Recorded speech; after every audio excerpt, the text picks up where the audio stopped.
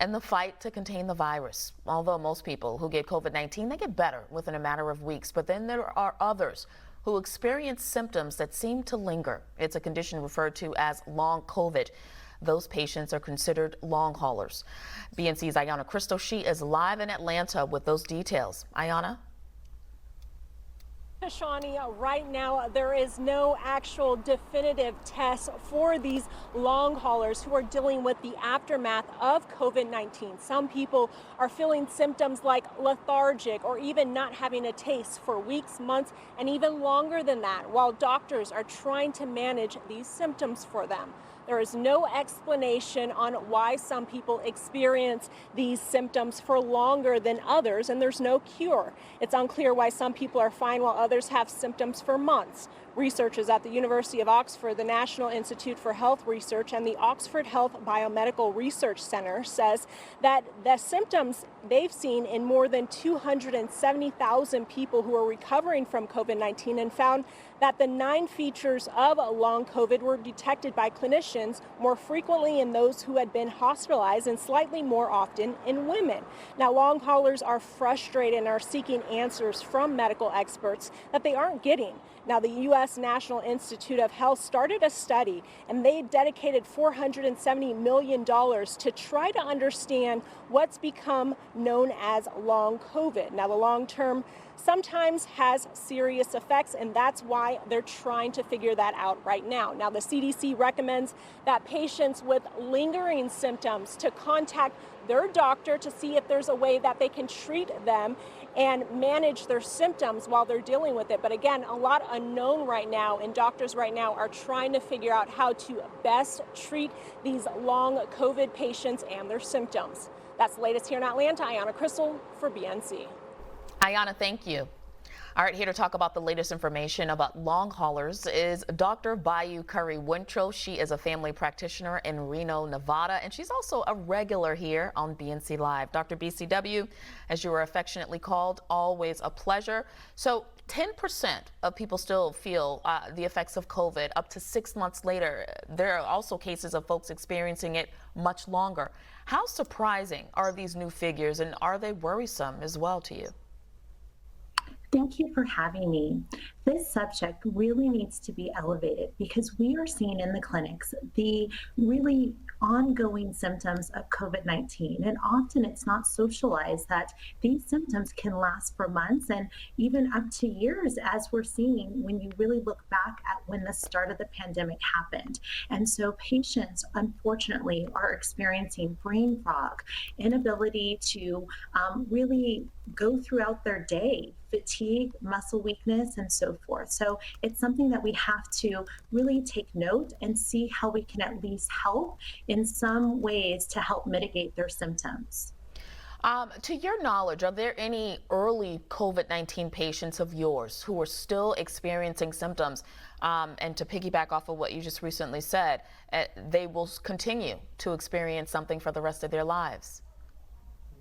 Unfortunately, I do have several patients who, at the height of the pandemic, had these symptoms such as chronic cough and fatigue.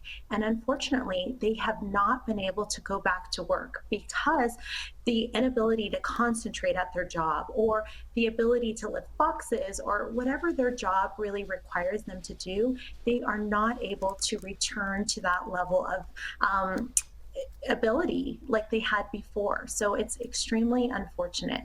Yeah, and we know that long COVID is now considered a disability under the ADA now. Dr. BCW, what does this mean when you hear that folks are on the fence about being vaccinated, and then on the other hand, you have someone who is still experiencing COVID symptoms a year later?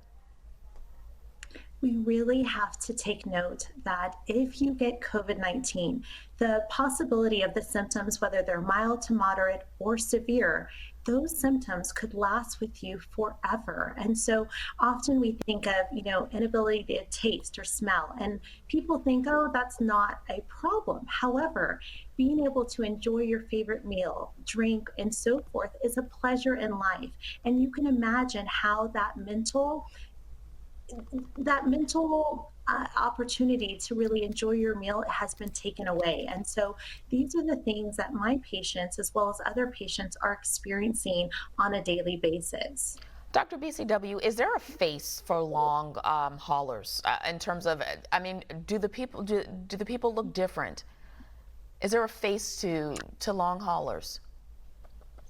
So everyone looks very different. And so it's really hard to really find out if this patient has, the long hauler. It's through that dialogue, that conversation that you'll hear. I feel depressed, I feel anxious, or I'm just extremely fatigued. And the onset was associated with COVID-19. And so that's where that conversation piece needs to happen to find out how that patient is really dealing with the aftermath of COVID-19.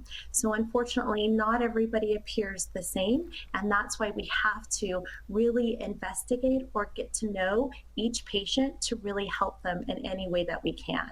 And there were some reports that folks who were experiencing longer symptoms of COVID, once they were vaccinated, some of those symptoms subsided. Can you talk about that? So there is the possibility of getting breakthrough infection. So it's important to remember that when you are vaccinated, yes, you could get COVID-19, but you are likely to get milder symptoms and less likely to be hospitalized. That means those milder symptoms will hopefully not turn into long haul of symptoms. And so that's important to remember, that you are providing a layer of protection and hope of, decreasing your possibility of having a long haul symptom.